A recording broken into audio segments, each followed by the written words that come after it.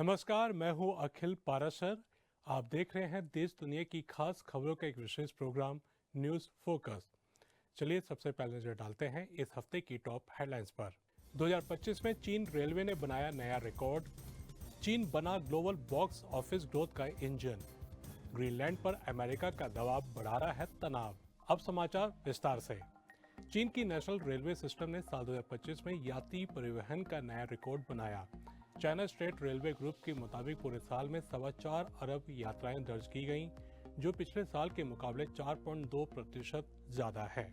पर्यटन और सेवा खपत को बढ़ावा देने के लिए रेलवे ने वाणिज्य मंत्रालय समेत 8 संस्थानों के साथ मिलकर एक विशेष योजना शुरू की, जिसमें बुजुर्ग यात्रियों के लिए खास टूरिस्ट ट्रेनें चलाई गई।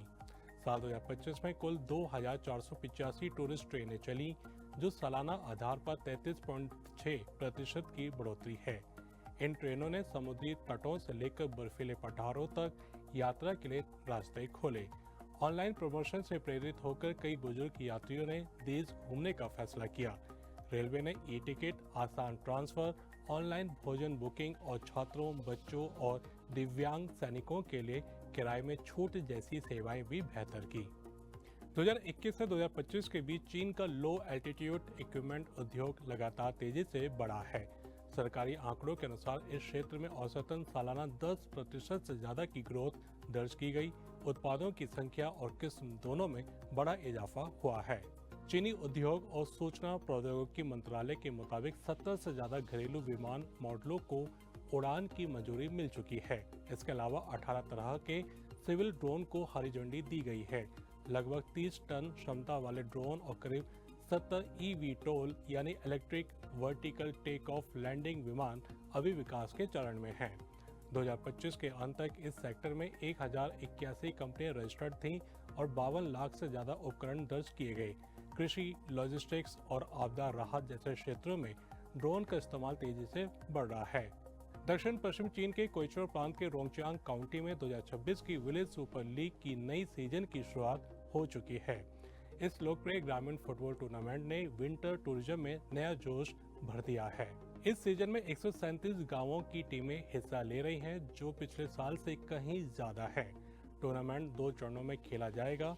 जनवरी से अप्रैल तक शुरुआती मुकाबले होंगे और फिर टॉप 20 टीमें नॉकआउट स्टेज में उतरेंगी। जुलाई तक कुल 98 मैच खेले जाएंगे। उद्घाटन समारोह में पारंपरिक सांस्कृतिक कार्यक्रम और ड्रोन शो ने दर्शकों का मन मोह लिया। हर वीकेंड मैच और सांस्कृतिक प्रस्तुतियां होंगी। बाहर काम करने वाले कई लोग खास तौर पर अपने गांव लौटकर मैच देखने पहुंचे। चीन का फिल्म मार्केट अब ग्लोबल बॉक्स ऑफिस ग्रोथ का अहम इंजन बन चुका है। माओयान के आंकड़ों के मुताबिक 2025 में दुनिया की कुल बॉक्स ऑफिस कमाई में चीन की हिस्सेदारी करीब 24% रही। साल 2025 में टिकट बिक्री 22% बढ़कर 91.83 अरब युआन पहुंच गई। इस उछाल की सबसे बड़ी वजह एनिमेशन फिल्मों की जबरदस्त लोकप्रियता रही। कुल कमाई का लगभग आधा हिस्सा एनिमेशन से आया। नेचर 2 ने चीन में 15.4 अरब युआन और दुनिया भर में 2.2 अरब डॉलर की कमाई कर इतिहास रच दिया। जूटोपिया 2 समेत कई फिल्मों ने साल को यादगार बना दिया। वॉर फिल्में, डॉक्यूमेंट्री और आर्ट फिल्मों को भी अच्छा रिस्पांस मिला। एक्सपर्ट्स का कहना है कि पारंपरिक चीनी संस्कृति और आधुनिक कहानी कहने की शैली ने फिल्म इंडस्ट्री को नई ताकत दी है। चीन के सिंचांग उइगुर स्वायत्त प्रदेश में साल 2025 में कपास उत्पादन ने नया रिकॉर्ड बनाया। सरकारी आंकड़ों के अनुसार यहाँ 61,65,000 टन कपास का उत्पादन हुआ, जो देश के कुल उत्पादन का 92.8% है। कपास की खेती का रकबा बढ़कर लगभग 38 करोड़ 88 लाख मुंह हो गया, जो पिछले साल से 5.9% ज्यादा है। प्रति मुंह कपास की पैदावार 158.6 किलोग्राम रही, जो पिछले साल से 2.4% ज्यादा है। मौसम की अच्छी परिस्थितियों के कारण इतना ज्यादा उत्पादन संभव हो पाया। सरकार की मजबूत नीति, कृषि तकनीक में विकास और कुशल लोगों के विकास ने भी बहुत भूमिका निभाई है।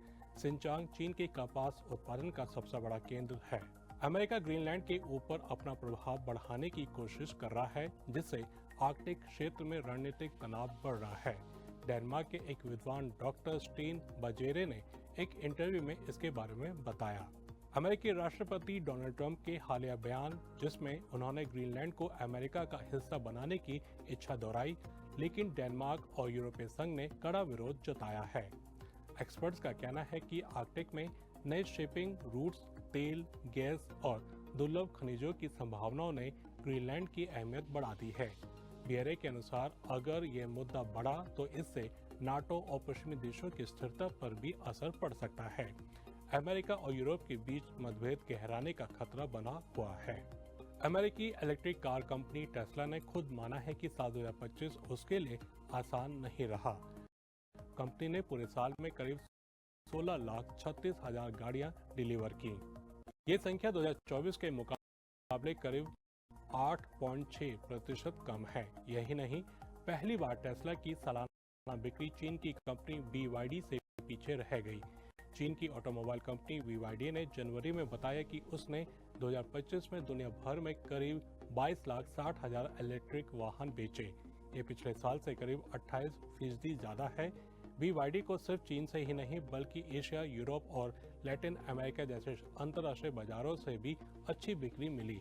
ऑटो इंडस्ट्री के जानकारों का कहना है कि 2026 में भी अमेरिकी इलेक्ट्रिक वाहन बाजार की रफ्तार सुस्त रह सकती है। तो ये थी इस हफ्ते की खास खबरें। अब चलते हैं हमारे एक स्पेशल सेगमेंट न्यूज स्टोरी की तरफ। आज की जिंदगी में AI कोई दूर की चीज नहीं रह गई है। सुबह आंख खुलते ही फोन देखना, मैप से रास्ता खोजना, ऑनलाइन पेमेंट करना या किसी ऐप से काम निपटाना, ये सब AI की ही देन है। हम रोज इसका इस्तेमाल करते हैं, कई बार बिना सोचे। लेकिन असली सवाल यह है कि आने वाले वक्त में यही AI हमारे समाज, हमारी सोच, हमारी संस्कृति और कानूनों को कैसे बदलेगा। आज दुनिया में बहस ये नहीं रह गई है कि सबसे तेज मशीन किसके पास है, बल्कि यह है कि इस ताकत का इस्तेमाल इंसानों की भलाई के लिए कैसे हो। इंडिया AI इम्पैक्ट समिट 2026 इसी सोच से जुड़ा हुआ है। ये समिट बताता है कि AI का भविष्य मिलजुल कर बनेगा, अकेले दौड़ने से नहीं। 16 से 20 फरवरी तक नई दिल्ली में हो रही इंडिया AI इम्पैक्ट समिट 2026 सिर्फ भारत के लिए नहीं बल्कि पूरी दुनिया के लिए खास है। पहली बार कोई बड़ा global AI summit global south में हो रहा है। ये अपने आप में बड़ा संकेत है कि अब AI पर होने वाली दुनिया की बातचीत में भारत की आवाज को गंभीरता से सुना जा रहा है। पिछले कुछ वर्षों में AI को लेकर कई अहम बैठकें हुई, जैसे UK AI safety summit, AI Seoul summit, Paris AI action summit, जहां भारत ने सह अध्यक्षता की। हर जगह एक ही बात सामने आई कि AI में मौके भी हैं और खतरे भी। लेकिन दिल्ली का ये समिट एक कदम आगे जाता है। ये बताता है कि अब तकनीक और उसके नियम कायदे सिर्फ पश्चिमी देशों की मीटिंग रूम तक सीमित नहीं रहेंगे। अफ्रीका में हुए AI समिट के बाद दिल्ली का आयोजन दिखाता है कि दुनिया अब ज्यादा समावेशी सोच की ओर बढ़ रही है। भारत इस मंच से साफ कह रहा है कि जिम्मेदार और सुरक्षित AI के लिए हर देश की भागीदारी जरूरी है, खासकर उन देशों की जो अब तक पीछे माने जाते थे। इस पूरी तस्वीर में चीन को नजरअंदाज करना मुमकिन नहीं है। इस बार भारत ने चीन को पार्टनर कंट्री के तौर पर बुलाया है, जो अपने आप में बड़ा कदम है। चीन के पास दुनिया के करीब 60% AI पेटेंट है। ई-कॉमर्स से लेकर हेल्थ केयर, ट्रैवल से लेकर लॉजिस्टिक्स तक चीन AI का बड़े पैमाने पर इस्तेमाल कर रहा है। डीपसीक जैसे मॉडल, हुआवे की AI चिप्स और वू ताओ जैसे मल्टी मॉडल सिस्टम इसकी मिसाल है। ओपन सोर्स AI और ह्यूमनॉइड रोबोटिक्स में भी चीन तेजी से आगे बढ़ रहा है। यहाँ तक कि AI चिप्स के मामले में वह बड़ी ग्लोबल कंपनियों को सीधी टक्कर दे रहा है।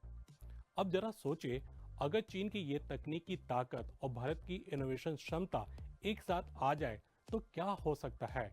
यही सवाल इस समिट को खास बनाता है। भारत और चीन AI रिसर्च में साथ काम कर सकते हैं, ओपन सोर्स मॉडल्स शेयर कर सकते हैं, जॉइंट प्रोजेक्ट चला सकते हैं।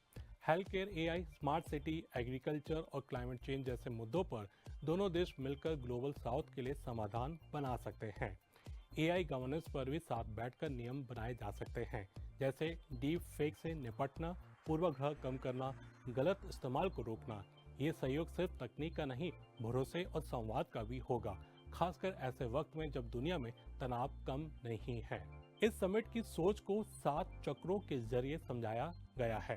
इसका मतलब है कि एआई को सिर्फ मशीन या बिजनेस टूल ना मानकर इंसानों से जोड़ा जाए। इसमें स्किल्स, ह्यूमन कैपिटल, समावेशन, सुरक्षित और भरोसेमंद एआई, इनोवेशन और एआई संसाधनों को सबके लिए सुलभ बनाना शामिल है।